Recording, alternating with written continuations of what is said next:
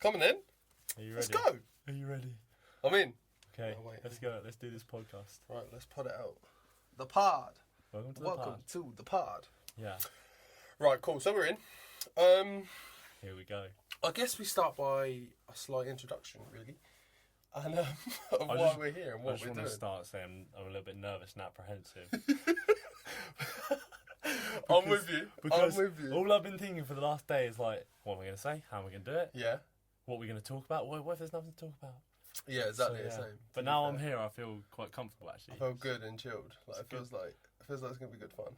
It's a good little location, and then also we're like just tucked, like they can't see, but we're just kind of in this nice little room. We're just in a cool, tiny little room, just chilled, nice and close. Yeah, no, I'm excited for this. To be fair, I was a bit like, oh, what if like this is pointless and I just run out of shit to say, and what if no one's interested or blah blah blah. But well, maybe not, but a bit of a laugh, isn't it?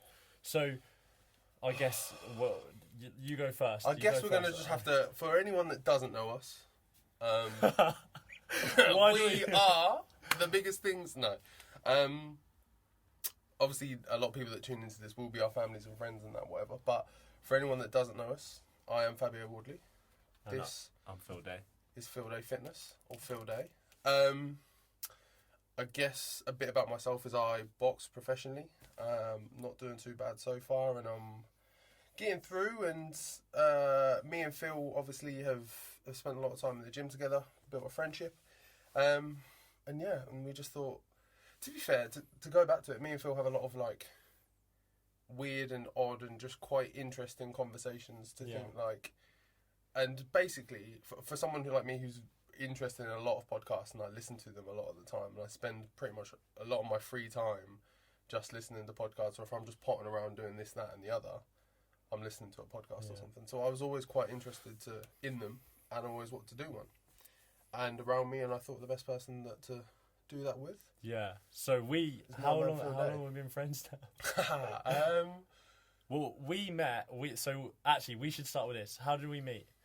So I'll give my version. Give my version. You do yours. So my recollection of the story is, I got into PT. So I got into PTing, coaching, and I was working in a gym that we still both train at. I work at, you work at, train at, and I saw you training at the gym, and at the time you were doing classes and things like that. I didn't really think much of it. Were you pro then? I don't know if you were pro then. Maybe just turned. I was in the process of because I was at that point where my pro debuts just kept getting fucked off. Yeah, so because I think you were still working. I think you were still travelling to London for like the very early start, and there must have been about a year or so where I would see you in class and stuff, but I never really spoke to you or anything. There was no reason to. Fuck's that idiot. And the reason that we first met is Matt, who owns the gym, wanted me to do some sessions with you.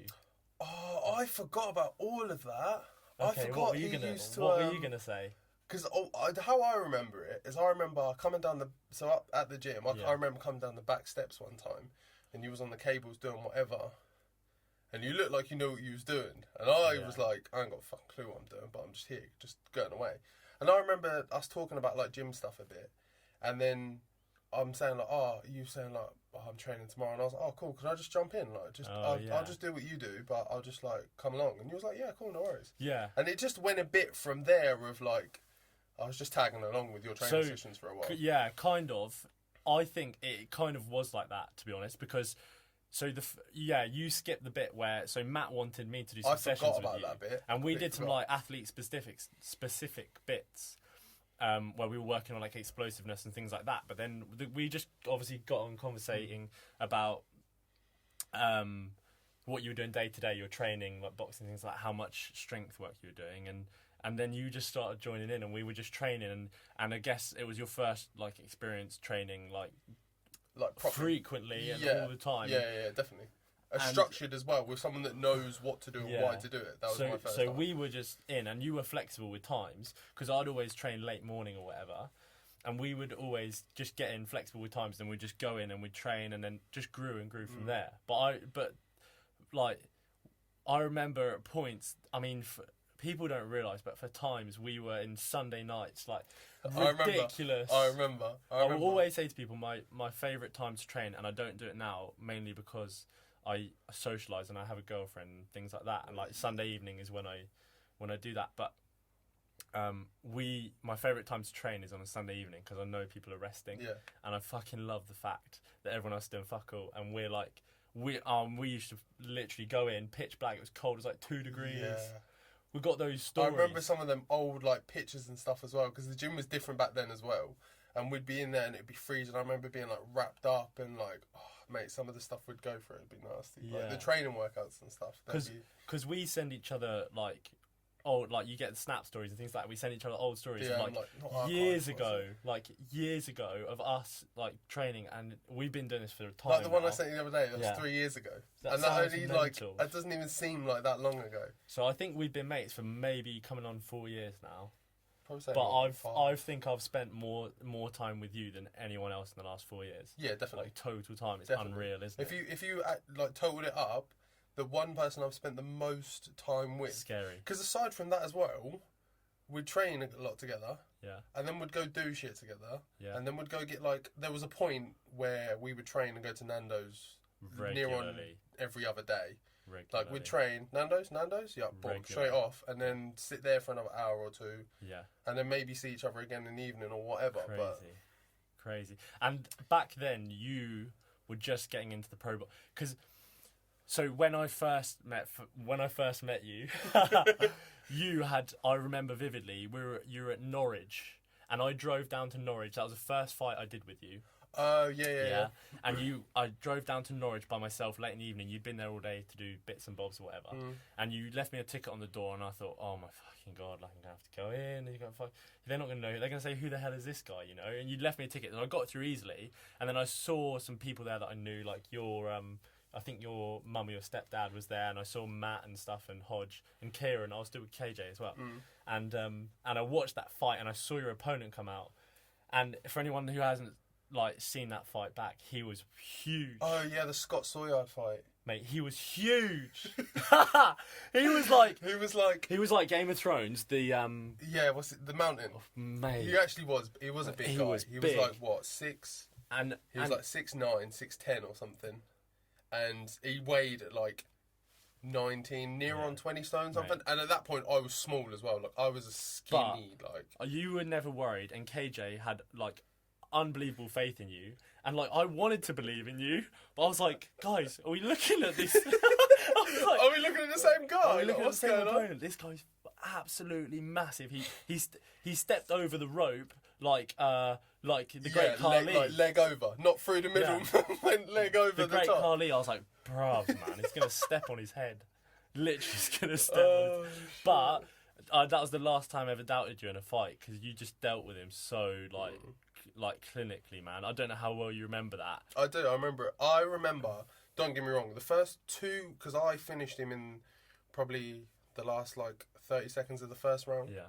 But for the first 2 minutes, I was trying to get like in gaps and trying to get to him and stuff. And I was going, this guy's too big. Like, his arm's in the way, his jab's in the way. I can't get to him. And I was figuring it out. And I just thought, I looked at him and I was like, well, if you just keep going straight in, he's just going to keep like pumping you. So I just thought, like, roll. And that's what I do remember as well.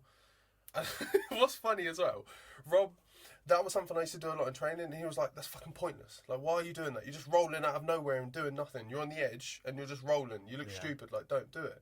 And then I used it on him and it worked. And I like rolled, came up with a left hook and a right hand and caught him out of nowhere. That's one of your biggest strengths and weaknesses, though, isn't it? Is that you will take stuff on board, but if you don't believe it in your heart, you'll do whatever you think. Yeah. And that's like such a blessing and a curse, because you will never let anyone tell you how you should do something. If you feel like you know how to do it, you're gonna go your way. But you'll always listen to people and maybe that, but nah, actually I think my way's better. Maybe that, nah, actually I'm gonna do it my way. That's a big strength yours. And I think that's like needed. I think especially not just in boxing, but just in life in general. I think you need to have that just bit of like, you know what, like fuck everything else. I'll do it like this. That'll work. If I just do this, that might work. Like kind of thing. You need to have that kind of blind ignorance sometimes. Otherwise, you just get like anyone can say anything to you, and you go, oh yeah, I'm going this way with it. Yeah, oh yeah, I'm doing that with you've it. got And then you're just like all over the place. You've got to know where you're going, isn't it? Yeah. Before we started the podcast, we would just watch that music video, and I was like, how has he just pulled that out of his arsehole? He's just literally the like, level of like just gone and done creativity it, for it. In that. But you have to have like your own path, don't you? You can't just listen to people, because otherwise you're just trying to find other people's like suggestions. It's literally crazy. And that, going back to that fight, that Norwich fight, that was the first time I heard your intro song. So your walkout song, yeah. And I was like, and I was nervous, man. I was so nervous. I haven't felt that nervous for you until I watched you on live TV, which was your last fight. Yeah. But like, we'll get into this more, because I want to ask you about like going up to the fight and shit like that. But everyone around you is so nervous and excited for you, but you're just cool, man. Until you get there, it's like crazy, and everyone would think that you'd be the nervous one, but it's everyone else around you, isn't it? And I remember early on in like a fight or two as well, I remember almost having like a borderline argument with my coaches about me being so chilled, and they were like, look, you need to take this, like, because I'm always laughing and joking as well. I take the piss 24/7. Yeah. And like, they almost, at the beginning stages, when we were still kind of feeling everything out and figuring each other out as well, they were like, you need to take this seriously. You're not switched on enough. You're not G'ing yourself up for it. You need to go. And I was like, I had to say to him, I was like, look, guys, this is me. Like, this is how I am with just life across the board. I'm chilled. I said, if you see me the other way, if we're getting ready for a fight and I'm panicking and I'm twitching, I'm bouncing off the walls, then you need to be worried, because then that means something's wrong. Yeah. So this, people would be interested in this, but we went to, so London was your big breakthrough fight, wasn't it? O2. The first O2 one. The first O2 one. Because that's when you signed with Dill and you got on the undercard there. Yep. And I went with you to that fight. I've got so many stories about that week, but my favourite thing is the first time we went into that building. So we turned up at the O2 Continental, which is the hotel they set you up in on the fight week. Yeah. And Fab, I don't know, mate, I don't know how I got there, but Fab has taken me, Hodge, Zach, and Matt Brennan, and if you know us... The riffraff. Oh, the riffraff. Just the most obscure collection of people. One, to be together, and then two, to be at a setting like that. To be like, oh yeah, don't worry, we're a professional boxing team. We're an outfit. Greatest. It's hilarious. If I look back at us now, I think of Cool Runnings and the Jamaican bobsled team. Yeah. But yeah, literally, we are them. Like, when they first walk in, we are them odd guys that everyone looks at like, what the fuck are these lot doing? Literally. So we walk into the O2, the O2 Continental, the main entrance, and it's this massive building set in front of the O2, and then it's right next to is it that Thames, the big river? Yeah, Thames. And I walk into this massive lobby and a huge front desk, and I'm just like, I'm looking at Fab and I'm looking around, and I just was like, how am I here? I remember you being buzzing. I was like, how I remember you looking around and going, like, how have we just got here? Like, what have we done? What the fuck is going on? Because we always have this thing that we say to each other, isn't it? Which is like, we're going to make it. Yeah. Because we're just like two idiots just trying to lift weights and just trying to progress life. Crazy. But I think the we're going to make it thing is something that I think we maybe need to talk about. Because I think it's quite an interesting thing that we have. That it was never like... It's never even meant in like a particularly arrogant way. It was just meant like, no, we're going to do this. Yeah. Like, we're going to...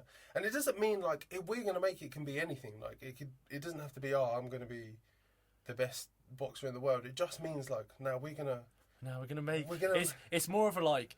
now we're gonna make it. Yeah, like a little G up, just like a little. No, we're gonna. It's when we get little wins, isn't it? When we get little wins or something goes right, and we're like realizing that we're making stuff happen for ourselves, and we're like moving upwards. And like you say, upwards, not even in one thing, just in aspects. Just in life, like we're gonna make. Like there'd be little things that one of us would do. And then out of nowhere, the other would text him, just go, we're going to make it. I'd just be like, shit, man. I'd be like, shit. I remember, like, about a month ago, I think, or a month or two ago, you just texted me out of nowhere just saying, we're going to make it. What was I doing? Oh, no, I didn't even say we're going to make it. I said fab, ... And you said, yeah, I know. You said, yeah, I know. I didn't even say we're going to make it. I said fab, ... And you replied and you said, yeah, I know, dude. Yeah, I know. And I was like, nuts. What had happened? Something I don't know. I think it was. Something had happened. Like I was on TV for something, or was it the Eddie Hearn doing show? Something? The fight camp thing. Yeah. It might have been. I don't know, but or maybe it was crazy. the blue tick thing. Or oh yeah, the it blue might have tick. been the blue tick. Yeah, The blue tick was hilarious. how Because funny. so in like just out of like away from boxing. Well, no, it's to do with boxing, but like I'd applied for the blue tick a couple of times, and Yeah. you just get shut Well, down. who'd you apply to? You just go through. Like anyone can do it. You just go into like your Instagram. What, on the account? Yeah. On the account, you Yeah. go Instagram settings. Like whatever, I don't know what the things are, but We've whatever. just got a 15 new applications. But basically, guys, anyone can apply for it, and you just go into the like settings for it. But you have to send them, you have to write them your full name, and you have to send them some form of ID as well. Yeah. And So what stage did you apply for it? How many I've followers you got applied. now? You've got. I applied 3 times, and I What- got it on the 3rd. But first one, I just did it. Someone told me about it. I just did it on a whim. I was like, Yeah. cool, whatever, try it. Got rejected. Were you a boxer at this point? Yeah. All the times I was a boxer. So the first time I did it, I had about 5,000 people, like followers. Fabio Wardley, like office manager, applying for a blue tick. I had about like 5,000 followers, so I was like, just give it a go. Like that seems like a decent Yeah. amount, maybe. Got a no. And then And they replied with a no. it's weird. It comes up in like where like when someone likes your picture, where it comes up in that little Yeah. feed, it comes up in there saying your verification has been denied for whatever reasons. You don't feel like you meet the criteria. So you do that, and then I did it again a second time when I had like maybe about 7,500. Got rejected again, and this was about. I know exactly. Actually, it was a month before my fight Yeah. because you can only reapply. Once you get rejected, you can reapply a month later. Yeah. So it was a month before my fight camp fight on the 1st of August. So I got rejected then, and then it came back around again, and I thought I've got like 10k now at least, or I think I had about 11 then. And I thought, fuck it, just give it a go. Yeah. And you do it, and it's not instant. It takes like a day or two as well. So Yeah, you sat yeah. like waiting, and you're like checking your feed and seeing if See you if you missed get it or whatever. And then I was just chilling. Kind of like even forgot I did it, and I was sat in the bath, and I was just scrolling, doing whatever. And it was like it came through, and it was like your account's been verified. And you know when you see something, you don't believe it, and you're like, Yeah. Like, a and like spoon. checking it again and checking it, and then I went to my thing, refreshed it, I had like a little blue tick there. I was like, yes, come That's on. cool, man. We were watching your fight at the fight camp, and I swear to you, when you knocked the guy out, we were refreshing. We were on your Instagram page, and we were refreshing the page, and the followers just go doof doof Going doof, up doof, and up doof. and up. And it could just mate, people were just following you because like you can imagine all the people sat there watching the TV and like Wanted. watching it go up. When we going back to that actually, when we were in at the O2. I spoke to somebody the other day about you going up to the fight, and I think people misunderstand what you're like. So obviously, anyone that knows you knows you're like chilled and you're relaxed, and you're like just the most laid back person ever. But I think they assume when you're going up to a fight, you're like amped up and you're ready to go because you're like going to war. Aggy and like angry and like Yeah. on edge almost. But I've obviously done a few, like 3 or 4, where I've spent the week with you. So you're in the hotel because you've got commitments to like press conference and things like that and the weigh-in. And over the course of the week, all of the group are getting more and more like sort of nervous for you. But you don't really get that nervous, do you? No, I don't, because I've I've explained this to a lot of people before in different things, because I feel like that's the bit for you to enjoy almost. Like you've done the hard work, you've done the training, you've done the shit bit almost of. As much as I enjoy the training and I love boxing and everything, that in the scale of everything, that is the shit bit. But them few days you just get to wander around, meet all them different boxers. Because at the same time, I'm still the fan of boxing. I like the first. Oh my god! Actually, like you can see on them first few shows that I do. This is gonna sound like proper like stupid, but like. And the first few shows I do, when I'm at the press conference, and Who are you messaging? nah. When I'm at the press conference, I'm sat at my table, obviously, and there's my little name tag with my name and whatever in front. And Eddie Hearn sat behind me, and he's going through slowly, like, talking through this fighter, blah blah blah, does this, blah blah blah, does this fighter, and for the first 3 at least, you can watch them because they're recording there on my Instagram. That as soon as he says my name, I can't help myself but laugh. I feel giddy, like I'm a kid, like, oh shit, like he said my name, like I'm here, like what's going on? And it's such like, I even have to hide it, like I put my hand like into my face or something, because like I'm still that not kid, but like fan of the whole thing. I'm still, because I remember watching them when I'm watching other people, like other big fighters, before I was the one that was in it. I remember being the one that was like watching it on TV going, oh, that'd be cool one day to be and there'll there. be kids now that are doing that and hoping that they get to where you are, and they're watching you do it, and they might one day be there, and it'll be, they might be listening to this, circle. And they're going, oh yeah, I'd like to do that. Oh, shit, like, but yeah, it takes a specific person to be a fighter. I think it's a I don't know. Like for me, it was just something that built over time. Like I enjoyed boxing. Everything else that came with it, and that was just added. Do you think if so this is interesting because obviously when you get successful at something, there's an incentive to keep going. You know, like, so let's say you wouldn't have, but let's say you lost your first fight. Would you have kept boxing?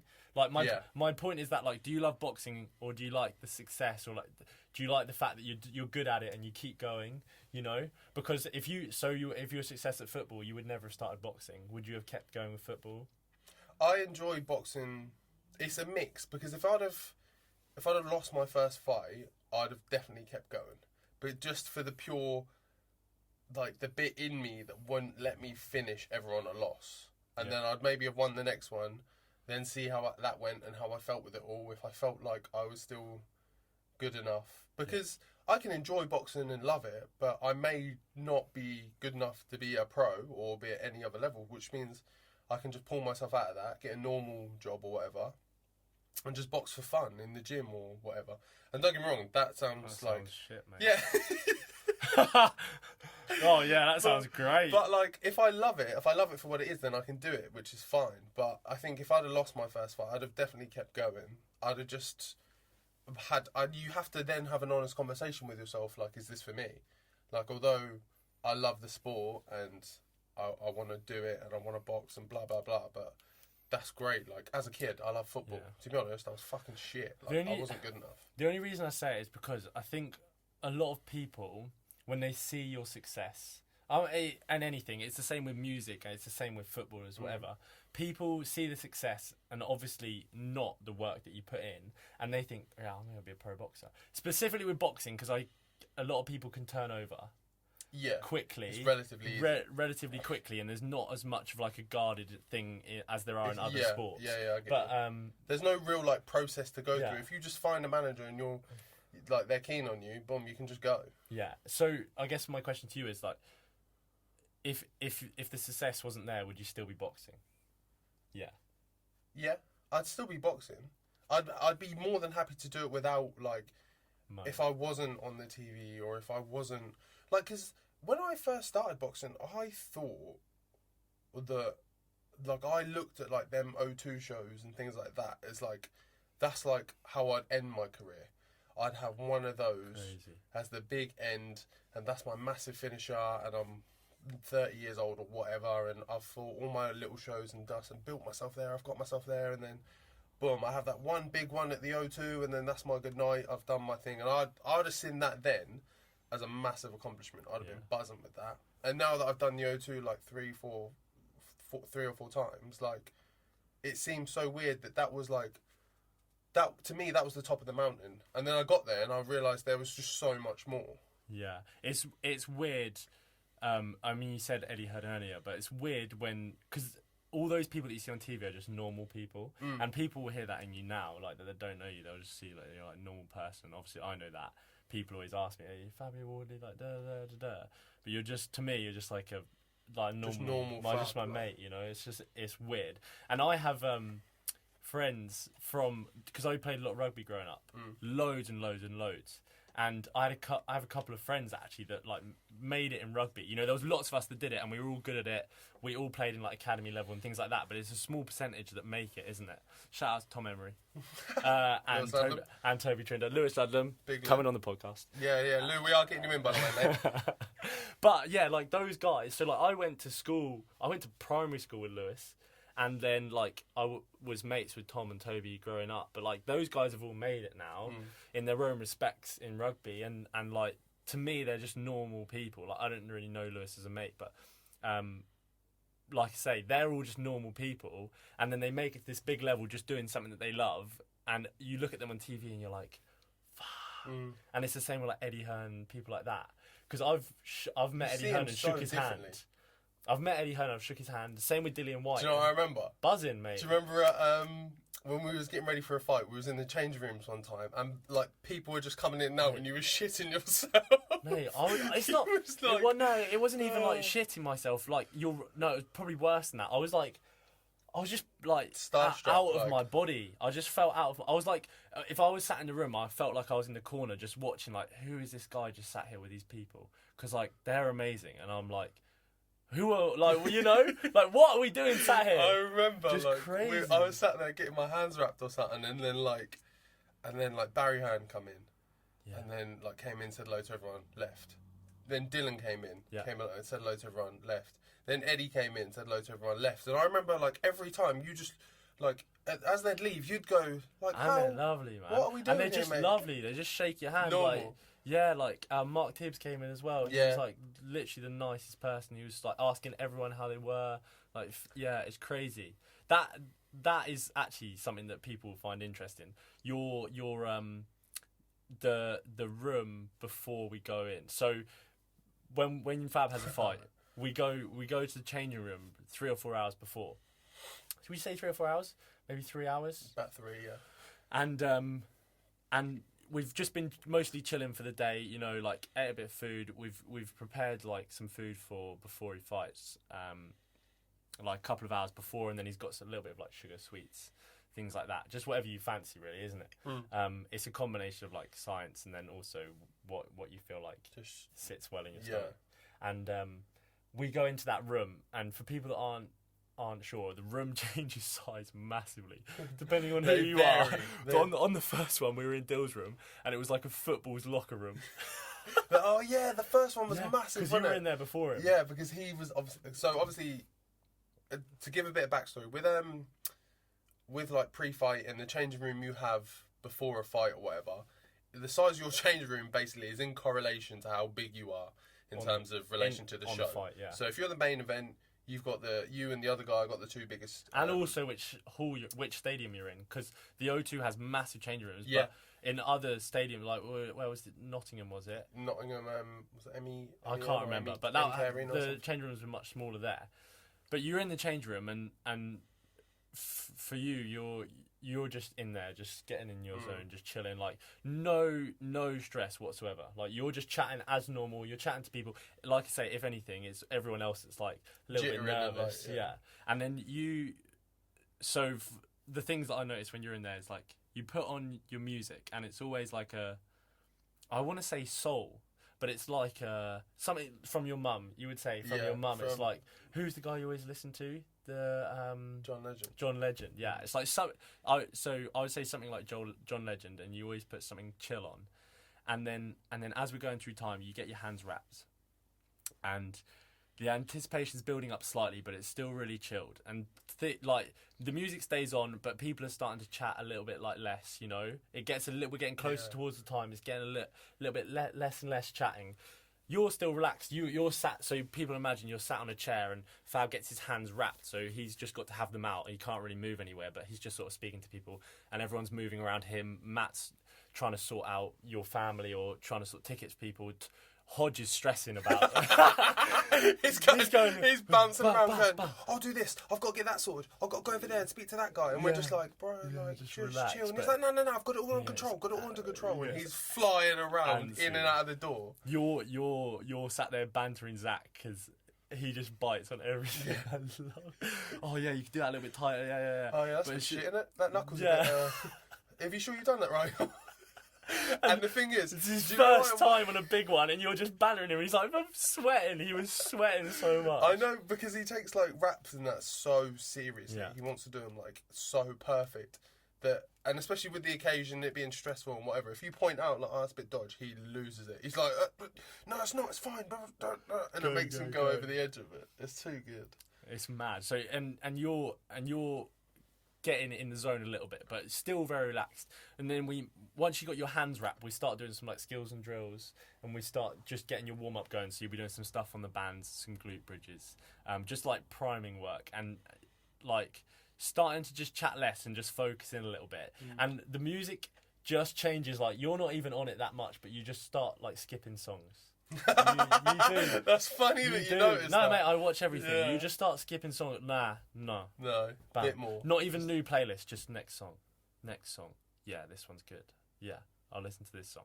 And the anticipation's building. You're chatting a little bit less, and it's just like a little bit quieter. So not angry at all. It's just soft and like, but there's energy. There's a slight build. Bit of energy, man, and like that's so crazy, funny that you can actually notice that. I was the reason I was saying this so vividly is I was explaining it to somebody the other day, and it wasn't what they thought at all, and that's why like I'm saying it, because I think people would be like, what? Yeah. And then, so the big change or the big energy change in the room is once the pads first come out. So once Fab's warm and he's got his gloves on at this point. And there, you know, the guy from the TV has said, right, you've got 20 minutes, you've got 25 minutes, whatever. The pads come out, so Zach's on the pads, and you start hitting the pads, and it gets like, starts quite soft, but quickly gets sharper and sharper and like louder, and you start smashing the pads, and it's like fucking, you know, like a crack. Yeah. It's like a poof, and at that point, it's like energy is crazy. Like it's like you can feel it, you know. It's then like it's all, in your yeah, it fingers. all build. That's the point it builds to. It's like going boof, boof, boof, boof. And then they come in, right, we're ready to go, and everyone just sort of stops, and it's like a little lull, and we're like, well, obviously watching Fab because he's the only one who could do anything at this point. We just look at Fab, and then you just go to a like corner of the room, don't you? I don't even know what that is. What is that? Oh, where I kneel and pray. Do you pray? Yeah, I kneel. Are you and religious? Pray. Yes. Are you? Yeah. I kneel and pray, and I take a second just to like appreciate the moment. Because again, with all of that build up and everything that goes on, I take a second just to be like, remember, like, as stupid as it sounds, remember to enjoy this. Because remember like where you are, remember what you're doing, remember what you're a part of. Like just I make it just a bit. I just take a second to just speak to me and say like with everything that's going on and cameras in your face and lights on and blah blah blah. Just remember that like you're the one in control here. You're the one doing this. And I take that little second and I pray, and I get up and I'm good to go. And and that's the switch for you, isn't it? Like, 'cause I can see when you're on the pads, you're like building, and then when you go and you just take a second and you're like just like facing a wall somewhere. And it doesn't matter what's going there. At this point, they're always rushing you, aren't they? Go, go, go. You need to be out 10 seconds. And you just ignore them. You do. You take your time. And we're all like, everyone's all panicking. Get out. And you're just... And it's like, that's for me. I'm like, and I can feel it. And that's when I get like antsy and like crazy, and it's going. And then the rim walk, I'm ready. I feel like you're there as well, and just goes. Yeah, the ring walk's good. The ring walk's enjoyable, to be honest, because that's the one bit. Because like in the change room, there's that build up process, and you get there. Yeah. What is there? What is there?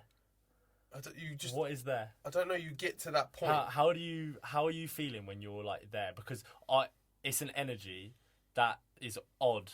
It's just odd. Serious, man. It's like I said, it's a slight change in, I guess, me and like how I then act or take the situation. Like, because me in everyday life is just chilled, laughing, joking, and what it is basically is slowly just chipping that off, getting rid of that, getting rid of the jokes, getting rid of the laughs, getting rid of the chill.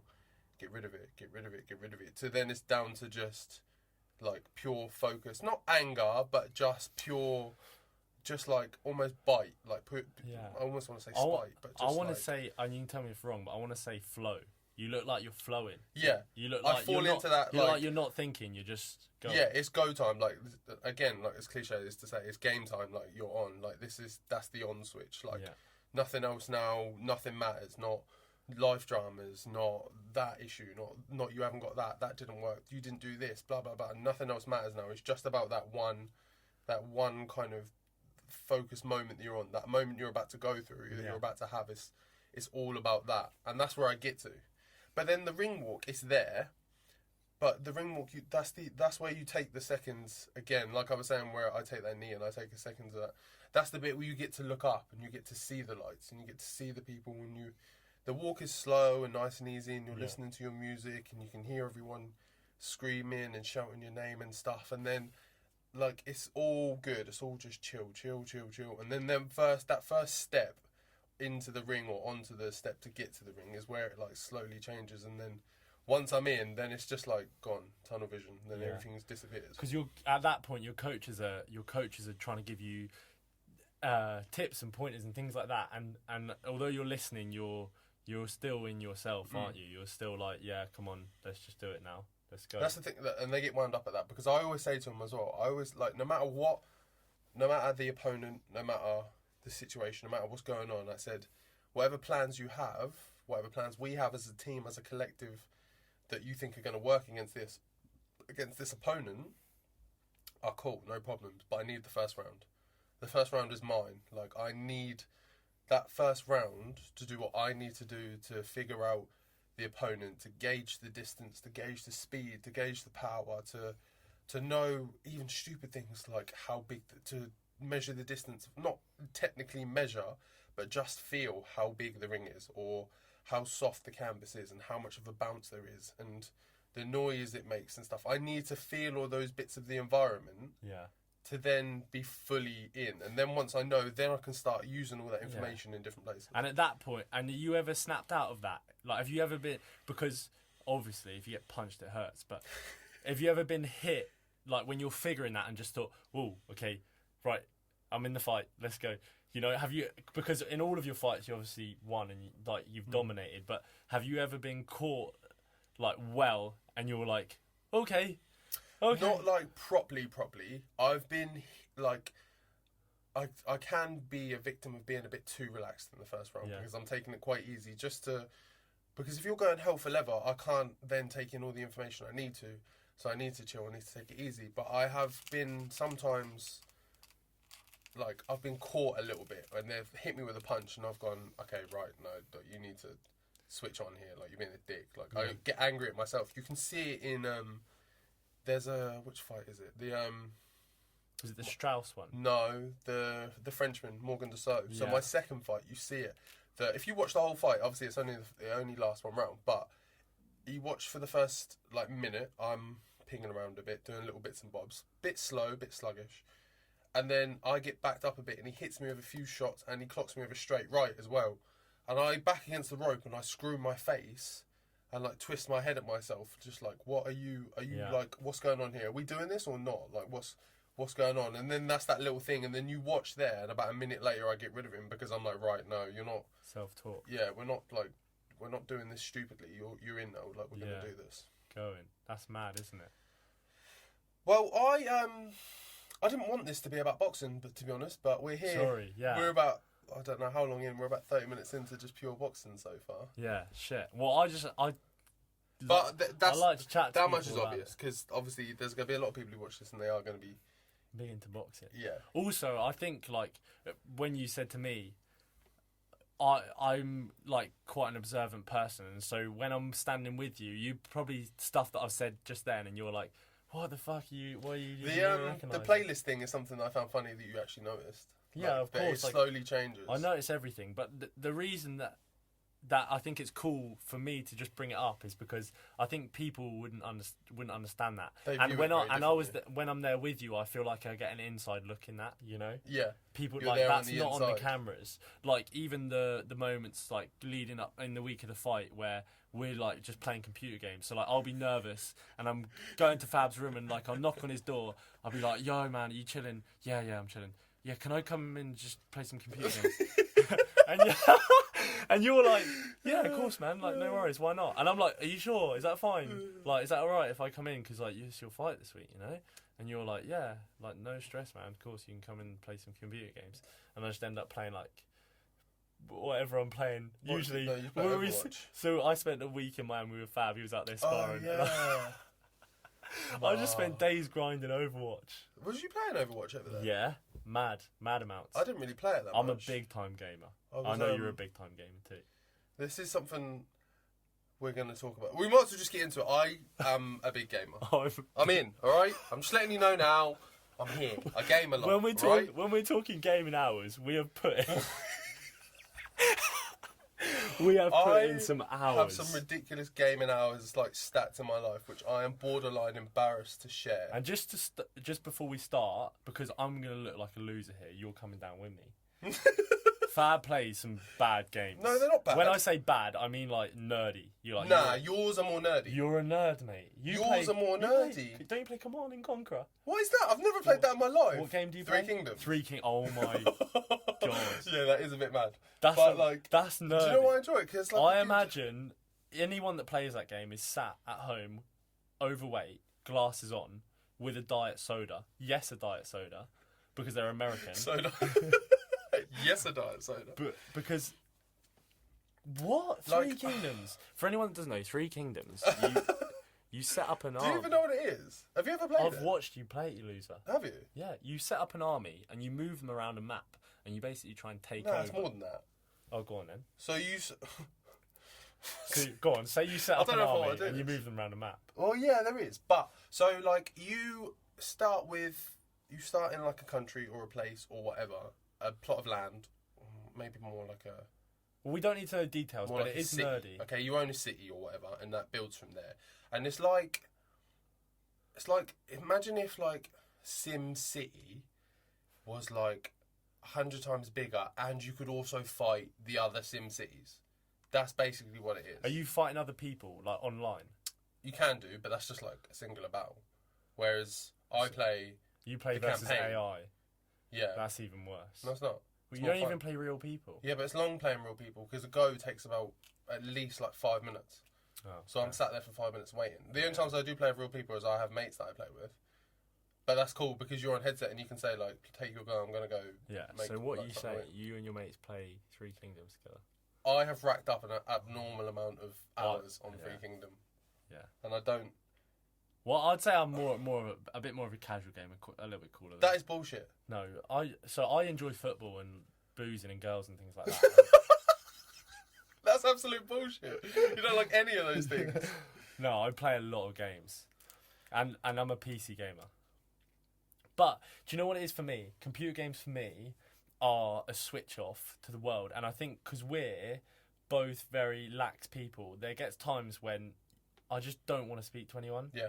And actually, I had to have this conversation with my girlfriend early on in our relationship. Was like, hey, there are like, I still love you, but there are days when I don't want to speak to you, you know?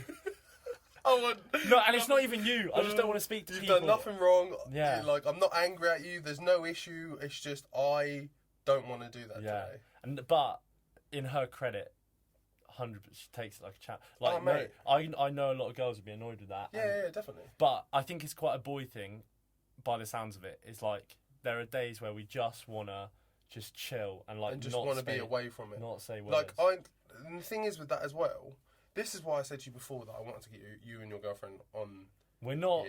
Yeah, I know you're against it. Why have you done me dirty on the podcast? It's just like, we can beep it out if you want to beep it out. Really? Are you in? Or we're going to beep it out. So who else are we getting on the podcast then, Fab? Time out. Right, ref, time out. Ref, time out. All I'm saying is there's more than one Charlotte in the world. Fuck's sake. So, basically, the reason why I wanted to get you two on the podcast is because I think, from the outside view, I think that you two have a very, very healthy relationship. Like, extremely healthy, to the fact that where you understand each other's needs, you understand, like, how each other is. You don't... There can be, like, an almost, like, a level of expectation in a relationship that you need to be a certain way and stuff. Yeah. Whereas I think you two are just, like...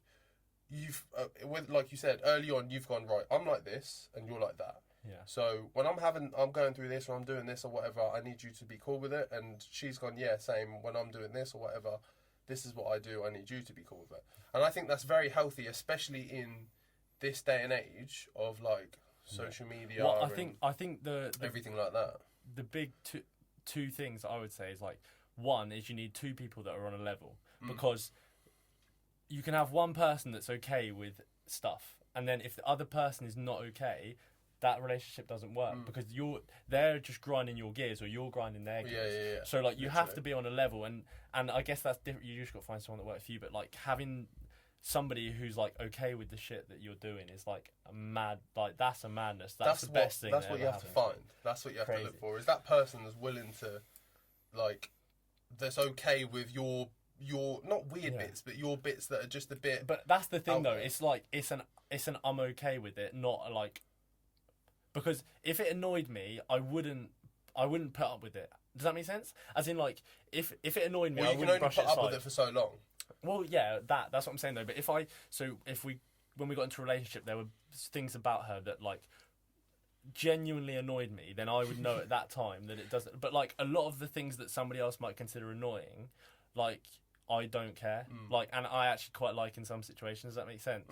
So I guess it just works in that sense. Like I don't know. I don't think it's a case of like I put up with anything. Like I just enjoy her time, and yeah, that works. Which you know what I mean? Cute. Yeah, it's cute, man. It's nice. Cute. Seeing you two together is cute. Yeah, like your you two and Sammy. Sammy's great. I like Connie a lot. Yeah, same. Yeah, them two. You great. two and them two are my favourite little pairing. Again, because they, from the outside, their relationship seems so like just genuine, and like they understand each other and get on with each other well. I just love it. It's like they just complement each other. Like that's what it is. Compliment. Sam Crimp is one of the funniest guys. He actually is. He's one of the funniest guys. But when Connie comes in her bumble top, it just makes me like that. Makes me happy inside because I know that he's just like, why have you got a bumble top? Yeah. And she comes in it in the gym, like flauns gets people, and she's got a boyfriend, and I'm just laughing. Like she's only done it to wind him up. You know? They just go together so well, because that in like a bad relationship can then cause genuine issues, and now it's a problem. Fully. Now you've gone home and we're having an argument about it. Or he's now bought a tender top and he's going out in his tender top. You know, like that would be, and then it goes back and forth. And then that's that thing of trying to get the one up on the other one. I feel like you've slighted me, so I'm going to get you back. Whereas, like with you and like with them, it seems like you have their moments, but they're not spiteful. You understand banter. that it's a funny like level to it. Yeah, it's crazy. It's a madness. I previously have always dated girls that have been really long distance. Something I used to fucking... I used to have a go at you for it so much. Time. I used to be like, what are you doing travelling up to here or over there to go see a girl? But it wasn't by choice, and I think it wasn't by choice, as in, like, I think I have quite specific, like, I really like a girl that's intelligent. That's, like, a big thing for me. So you're saying there's no smart girls in Ipswich? No, that's not what I'm saying. It's just, like, if you show me that you're not smart, I don't care how fit you are, you're out. Serious, like a biggest turn off. We have this conversation all the time. You can differentiate between that. Like, I don't think you'd ever date someone that you thought wasn't smart. No, but you would. You would definitely not still necessarily fancy not smart. But if you're just not, if you are completely clueless, then yeah, I'm out. Like that's mental. Yeah. You don't have to be necessarily smart. Even you don't have to be like. So mine's Harvard level. Mine's like you went to sixth form. You might have failed. And you got a few GCSEs, but I don't know why. The more I think about it, I think I have quite a specific type, not in looks, just in like personality. Mine isn't so much intelligence. Like, I'm not really. That is a thing. Yours is the bunda. You've been dying to get that word off, and you said it fucking wrong as well. What is it? The bunda. Bunda. Fab likes a big bunda. Oh shit! No, so mine's not so much intelligence. It's like I need to be like cool and comfortable with you. If I feel like, because again with like, see, but no, that's not true, because I'm telling only because we've had experiences in the past where you've come into the gym and you will have been with a girl, and obviously like maybe one a year or something like that, probably, probably around that, good, yeah. Good from you. And you will have not have enjoyed their company, but because you found them attractive, you would have like spent time with them, you know. And I could not do that. And I'm not saying any names. That's mad to say, but that was a because this is gonna go south. No, No, Dude, it's because fine. obviously, but at I that could point not do that. At that point in my life, and when I was doing those things, there was a specific outcome. Yeah, I was looking. Yeah, to back get. when Fab was back when. Way back when. Way back. Back in your youth, when you were a child. There was a specific outcome I was looking to get. So, like, I can bypass a few things. Yeah. To get to the goal. What's the goal? Just a cuddle. Just. Oh. How has this gone? We started so well. We started Yeah, so it's like gone real downhill. professional in that. Yeah, but this is the sort But of here thing we we are. chat about. This was but these are the type of conversations we want to have anyway. It's just about like life. Because when you're so you're a very how do I want to say this? Yeah, so when you're seeing girls, you not plural. No, singular. so as in over your time, when you've been seeing a girl, you usually find one that you really like, and it fades quickly. You know, as in like you're very into it for a short time, and then it fades fair quickly. Assessment.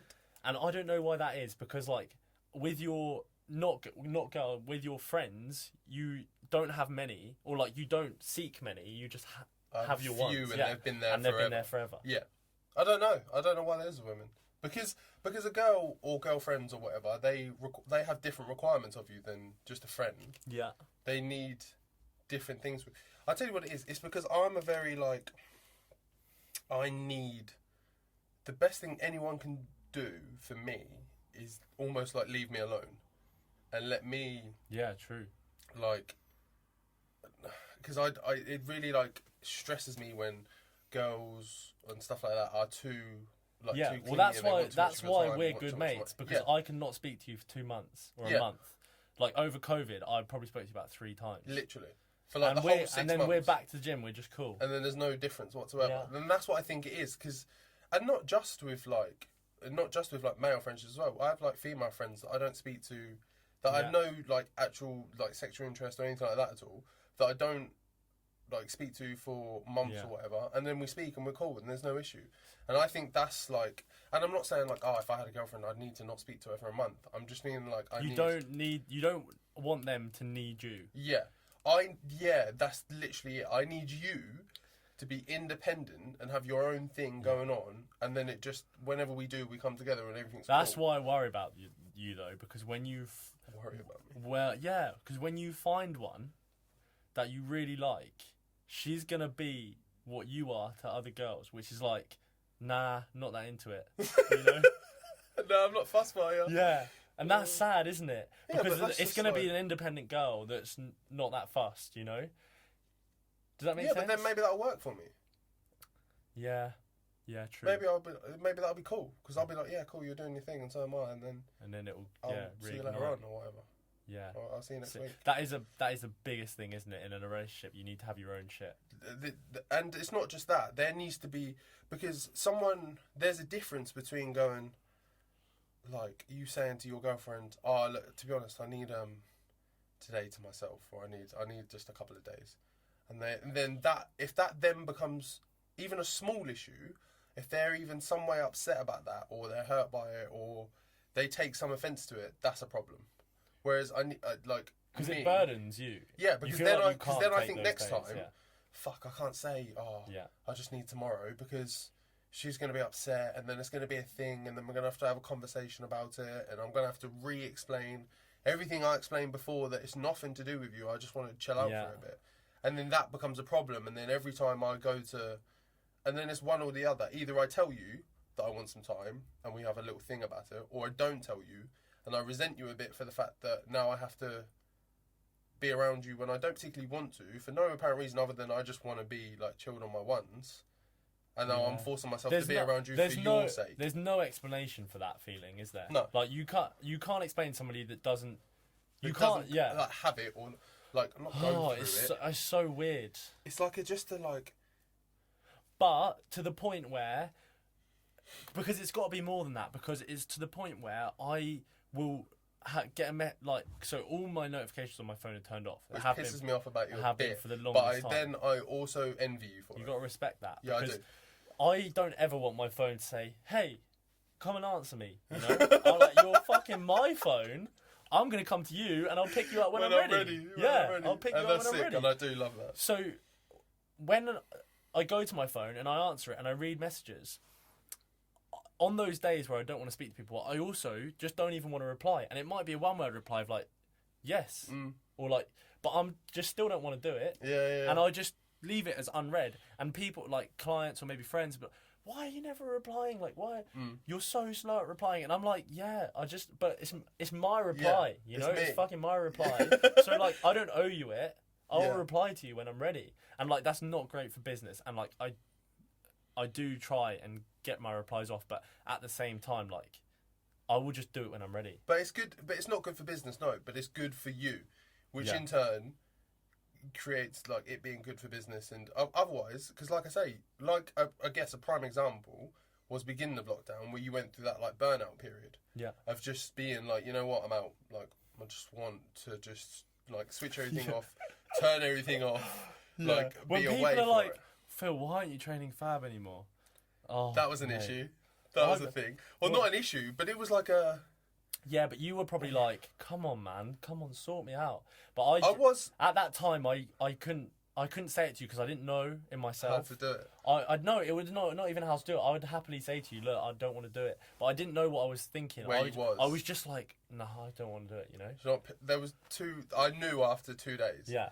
Because I've always been on it. So we've been like for 3 years. If we're not training together, I've sent you something to do that we would have done together, or like that I've quickly put together. It's never been anything like that intense. That's why Wilson's good for you as well, because he's sat and he's planned everything. Yeah, don't like specific. He's like thinking, right, how do I make... Shout out Wilson Boxing Science. Wilson Boxing Science, you're on the air, mate. He could be good on here. That'd be interesting. Yeah, but he doesn't want to come all the way down here, does he? Yeah, he'll make a trip for this. Well, that'd be good. Right, we'll find out, won't we? So, he's sat there and he's looked at you and he's gone, right, how do I make Fab as great of a boxer as I can be? The reason I say this, he put the post up the other day about we're not training them to be the best athletes. It's about being the best sports person. Yeah. So, like, he's sat there and he's putting your program together and he's going, right, Fab needs this, Fab needs that, Fab needs that, Fab needs that. When we train, ours is like, what's going to be challenging? Yeah. How do we batter ourselves today? Or like, how do we lift like, 1 rep max? Yeah, the mixed modal Wednesdays were disgusting. Like, we'd be on the floor for like 5-10 minutes after. And I remember one session we came in and I was like, we're going to do 1,000 calories on the bike for time. Yeah, remember that. Disgusting. And that's me, but because I was in charge of the programming, I put it onto you. Yeah. And even though I know you enjoyed those, it wasn't for you as a boxer. Wasn't the best programming. So that's like one element to it, and the second one is I really got to a stage, and like I'm super conscious of this. Again, people that know me will know this, but I'm super conscious of like my health, but like not just physical but mental. Mate, you get like a sniffly nose and you're gone for a week. You're like, cancel all my sessions, cancel all my clients. I need to go to sleep for 12 hours a day. But I don't, and we're shouting at everyone, but like Wib Yoga, Wib. Go on, Wibby. He will, if he doesn't have a good night's sleep, he'll cancel his session. Yeah, and I remember him saying. Like that's almost certainly frowned upon, definitely, to like, just if you just message and say, oh, I didn't have a good sleep and cancel. I didn't have a good sleep. Yeah. Sorry, today's over with. But why is that frowned upon? Like, you're literally battering your body for the sake of what, 30, 40, 50, I don't know how much you charge. However much anyone charges. But you should have slept, and if you haven't slept, then you're literally taking the money in converse for the sleep. Yeah. So my point is that like I will rarely trade money for my health, whether I think mental or physical. So when I get to a point with my work where I feel like it's taking away from me, like mentally, I'll just pull it back. Yeah. And when we got into quarantine, I was like, I'm not enjoying this at all. Like I can't even tell you how much I fucking love it. Well, I can because you've been with me. Oh, but like, I love the gym. I just love it. And you're always there, always going. Always. And that's why it was such a massive thing. Like, even so, like, through quarantine, not just me, who's one of your close friends, but no one had heard from you really. Yeah. No one really had spoken to you, other than obviously your missus and whatever, and the people you were around, like immediate family, but not even me had really spoken to you, and that's how I knew. For again, as someone that knows you, I knew that you'd like just switched it off and just gone, you know what, I'm out. I need that. I need that out time. Like, we've done that on little things before, like when we've gone away quickly and needed that little break. That little holiday is something we'll touch on. We'll that's so discuss funny. our little No, that's hilarious. I said to Fat, how did that come up? We were both having a bad day. Well, not necessarily having a bad day. No, because I had already booked. No, I hadn't booked it. No, you said you came in the gym, basically, one morning, you was like, I just need to fucking get away. I just need to go. I just need to get, like, you're like, I'm just gonna fucking... Yeah, that's what you said. You was like, I'm just gonna... We were talking or something, and you was like, look, I'm just, like, sick of everything at the moment. I just need to go away. I'm just gonna book something tomorrow, and I'm just gonna go for the weekend. And I was like, I'm fucking with you. You were on it. I was like, I'm fucking just so you know, there's maybe no one... I can think of one person now that I would take with me, other than you, on that holiday. Same. Because I don't want to chat to anyone. No. And so if it wasn't you, no way. I would be like, fuck off. Mate, but we booked this... Go on, Sal. Go on, Sal. So we went on Airbnb, and it was you that found it. Yeah, because I was bang on it. I was like, I just smashed it. We just need to go. Fab found this. It was a converted garage, was it? Essentially, this lady had converted her garage and put a wall around it and a fire pit, and just it was so small, but it was just cool. Like tiny. It was cool, but it was like cozy and nice, and it was like a fire pit, and it was all wooden. Yeah. And it was almost like a log cabin, but quite a bit smaller. It was wholesome. Yeah, just. I said to Charlotte when we went to Cornwall, we went on this walk. And we were walking on the cliffs, and I looked across the sea, and I said, "I'm good at making up words." And I said to her, "This is like the visual version of eating your greens." And I was looking across the water and the cliffs, and that's what I felt like when we went to that place. What the fuck are you on about?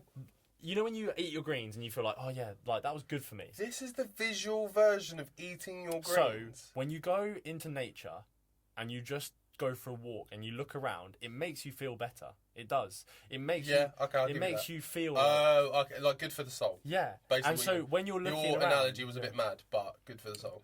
Visual version of eating your greens. Yeah, that spun me. I went, what the fuck are you on about? Okay, you get it now. But that trip that we had was like that. It was wholesome. It was hearty. It was like just removed. There was nothing around. Nothing and the reason we say go on Sal is there was this lady called Sally that ran it all, and she basically had put her whole retirement into this house that was fucking massive. Yeah. She had this massive... Sorry, Sal.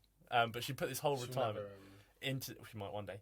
Put into this lovely, beautiful house, massive garden and a garage. And she couldn't actually afford it. She could literally... Her thing was paying for the house. The Airbnb on the side was paying for the main of the house, along with. So she'd set it up to keep herself living there because she loved the house so much. And I remember we had it said on the thing, there's a hot tub. Oh yeah. And we were like, yes, we can get in the hot tub. She set it up, and it said on the thing, there's a nominal charge of £10. And do you remember, we were both baffled, and I was like, Fab, what's nominal? And you were like, I don't really know, Matt. I guess it means like you can pay it if you want. I think so. And that's what it was. And yeah, it's nominal, isn't it? Everyone's laughing on here right now. Mate, but I was like, well, I really enjoyed it, so I'm gonna leave the tenner there. And then we left, and when I got home, I checked do you know what nominal means? No. Nominal means small and undervalued, like as in it's still a charge, but it's just under what the worth is. So if we hadn't put the money in there, we would have just basically stolen that hot tub experience. As in, like, it's as in, like, it's I expected. had no clue. I thought it was just like so did tip I. if you want kind of thing. Yeah. Like, you know, like there's a tip jar at the end of a counter or whatever. I thought it was like that. So nominal just means under the value of it. It's just like a little there you go, guys. A little lesson for you all. But nominal. we were both going to leave that, and I just thought, yeah. So. But that was good. That was a good little. Again, that goes to why me and you get on so well is because we can be around each other, but there's no expectation of conversation, or you need to entertain the other or anything. We could just, like, I could sit in silence next to you for hours and there'd be nothing weird or nothing awkward. It would just be normal. There's nothing, it's not forced, is it? No, and I think that's why we got on so well. And then obviously with that trip away, that was what we both needed. I turned my phone off from the second. Madness. Have you done that since? No. I haven't been able to, really. I haven't felt like I needed to. I've been alright since then. I was going through some dramas. So, yeah, true. But I remember you were like, because that wasn't even a thing, was it? You were like, no, I'm just turning it off. I'm not going to look at it. And you didn't look at it, and you felt so good. And it was so, like, it genuinely feels like a weight is not on you anymore. And for the first, like, few hours, it feels very weird to, like, touch your pocket or go somewhere and then not go to grab it or whatever. But I literally turned it from the second I walked out of my door, from when you picked me up, so we drove there, it was off. And it was in my, don't get me wrong, it was in my bag in case of anything, but there was I didn't even turn it on. And when we did the trip, we've gone for a weekend, we came back, I didn't even turn it on till, like, I'd probably been home for about at least 6 hours. Still didn't turn it on, because it just felt so nice to not be, like, it's constantly grabbed at for whatever it was. Even stupid things like, oh, so-and-so has got a new Instagram account, do you want to follow? Like, blah, blah, blah. Like, even that just popping on your screen is like, oh, something else. Like, and it was so nice not to have that for just however long, like for the 2 days we were gone. It felt like so good to just be free of everything. Yeah, that's a madness. It's mad how much that stuff weighs on us. Like, if you ever check your screen time for the week and stuff, and how much I don't check it, it's crazy. And things like, one of the days recently, actually, this is going to sound bad, but I left my phone at home. And I was at work, so I didn't even need it, you know. Mm. But there were I was at work, and there were I was looking for my phone, you know. I was like, oh, let me just check my phone. For nothing, just to look at it. Yeah. And the worst, it's like a habit. The worst realization I had, the worst thing I had was driving home from work. I pulled up into some traffic, not even traffic. I pulled up at a roundabout. There were like 3 cars in front of me. And I looked down to check my phone. I'm thinking, I'm in my fucking car. Why am I looking down to check my phone? Like, I don't go on it or like da-da-da. But why am I looking It's just that little... Is there anything going on? Is there anything on the screen, or is there something new? That's mad. I'm driving my car. I shouldn't be like... that bothered about it. Yeah. Yeah. It is like, obviously, don't get me wrong, it's 2020, but we have everyone has a massive attachment to their phone, me included. Like, I have it is probably unhealthy level of attachment to my phone that I'm on it a lot, or if I'm not on it, like, even when I have a shower, it's with me. But again, mainly that's for music, but it's there, it's still with me, like, it's still right there. And if I get out, my hands are dry, I check it quickly. Just so for them 5-10 minutes that I'm in the shower, has anything happened? Like, what is that urgent? Yeah. If you got... So, do you know about the way Ed Sheeran... Have you heard about... No. So, he quickly, after becoming, like, really successful, got rid of his smartphone. He now uses, like, a flip that doesn't have internet. Man. And all of his business comes through emails, no text. So, he only has his friends on his phone. And he said that's the like, game changer, because... I'm sure you'll get to this point where, like, you have to make that decision. And I'm not that it has to be, but it's just interesting. Like, he's doesn't do any work off his phone because he doesn't want it to follow him.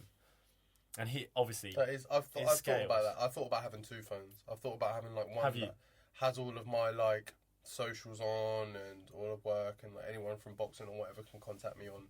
And then I just have my phone for, like, my friends and my family. And would you ever, like, pay someone to run that stuff? Or do you always want to keep it close to you? I'm a bit of a control freak. I hate giving up control. Even to the point where it stresses me that I have so many different little things to deal with. It stresses me that I'm on my phone so much that I've got to reply to that email, and I've got to make that quickly for that Instagram post, and I've got to do that for that page, and I've got to reply to that person and book that, and I have to do all that myself. And that is stressing me because I'm going, oh fuck, I've only got an hour and a half, and then I've got to go back to the gym and rah rah rah. But I'd rather go through that stress then give it to someone else. I'm a bit of like, because I'd rather that than it be done wrong. Yeah. I'd rather I be the one that fucks it up than give it to someone else. They fuck it up, and now I'm angry at you, and I'm pissed off at you. Yeah, but you have. I guess at some Eventually, at some point, you you'll have to let go of that. Otherwise, it just overwhelms you. Yeah, definitely. And if you find someone that you trust to do it, you can do it for me. No, you're shit. I'm not going to do You are your shit. Instagram for you, mate. No. I'll just slag you off on there the whole time. Come watch me lose my next fight. Come watch me get knocked out. That was actually what I put in when I had my first. It was either my first white collar or my first pro. I think it was my first white collar, to be honest. And I was working in an office, and I sent out there was an email, I don't know what it is, group thing that you could send to everyone that works for that company. And I sent out an email thing saying just like guys know I'm boxing on this date, blah blah blah. If you like me, come and watch me punch someone in the face. If you don't like me, come and watch someone punch me in the face. And that was one of the first things I put out. Like when Did you get a good response to it? To be fair, yeah, not from it was just like friends and people and stuff that said like, yeah, I'm gonna come. It was cool. If I guess what I want to ask is if you could do it all again. If you could start again. How did you know I was gonna say it? I didn't. I half guessed. If you could start again and go from the beginning, either of your career or from school, because I think those are two key points. Would you have done it differently, or would you do it the same? I always find that question interesting, just to see people's I perspective. think I'd do it the life. same. If I had the choice. Do you regret any of No. No. Don't regret anything I've done. Because I don't know how you can if you're happy with where you are currently. Because everything you've done got you to where if where I was now and my life or my career or whatever's in tatters, then yeah, obviously I've gone wrong somewhere. But there's no way to get a perfect run. There's no way to, if I do it again, I can do that decision right, and that decision right, and that decision right. Because all that leads you to is another decision somewhere down the line that you're then going to get wrong or whatever. Yeah. But then what would you say to somebody that doesn't like their life? They should regret it. No, I'm not saying you should regret it. You should change it if you don't like it. Yeah. Definitely. But I'm not saying you should regret it. Because it is what it is. Regret is almost pointless because it's done. What's done is done. Yeah. So I don't really me personally, I don't necessarily understand regret, because I think at least if you take from a little bit from that situation of that went wrong because of so and so cool, don't do that again. Then it's all right. That's fine. You learn from it. Well, that podcast I sent you, the one with Johnny Wilkinson, the performance podcast. There was a bit he said on there about how, as long as it was in a roundabout way. He said, as long as you did the best with what you knew at the time, you can't regret it. So even now, if I looked back on decisions that I made and I would have done them differently, you can't regret it because the person at that time didn't know it. You know? And I think that's a cool way to look at it. I think that's a nice way of being even though I'm learning, you don't regret what you've done. Yeah, I think so too. You learned the next. As long as you learn from it, there's not really a problem. Because, like I said, you're not going to get through this perfectly. You're not going to do it every chance, every opportunity, every opportunity that comes your way. You're not going to smash them all, but as long as you. Some people do manage to fuck more up than others, though. Well, yeah, that's just life, isn't it? Some people just are inclined to go. That's a good person. What? Interesting person is the one that chooses the bad decision every time. Yeah, but they choose a bad decision because they think that every decision is risk reward, isn't it? You think, if I do that, I might get that. If I run that red light, why do I think you're talking about girls whenever you say what? stuff like this? How? I don't know. I just in my head. In what situation is risk reward with girls? You're just if I do that, then I might get that. Like what? If I take her on a date, she might give me her up. You don't date girls. No, that's true. It's one of my rules. That's a bad rule. It's not. It's good.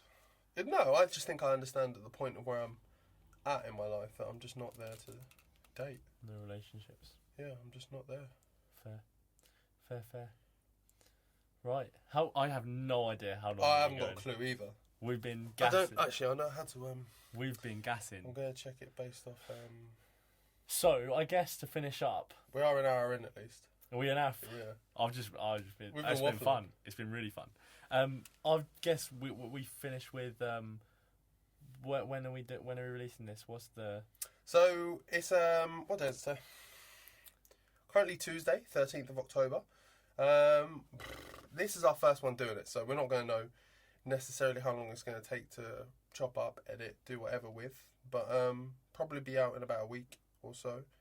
And then from then onwards, it will be more a regular routine thing of we know when we're going to do it and what we're going to do and stuff. We're probably going to do this every other week, and see how it goes. And then if it builds and it gets more interest and people want to hear more and just it grows more, then we'll do it weekly. Cool. And then we'll just run from there. Do we? Do you have any guests that you want to have on? I know we said Lewis. Yeah, we want to get Lewis. I'd love to have Lewis on. Lewis, I think you should come on. I have a lot of I think people that think that we're gonna get like Dylan White and like Eddie Hearn and that. I want more local and just more kind of average people. Like I want to get Sam on because I think it'd be hilarious. I think people would love Sam.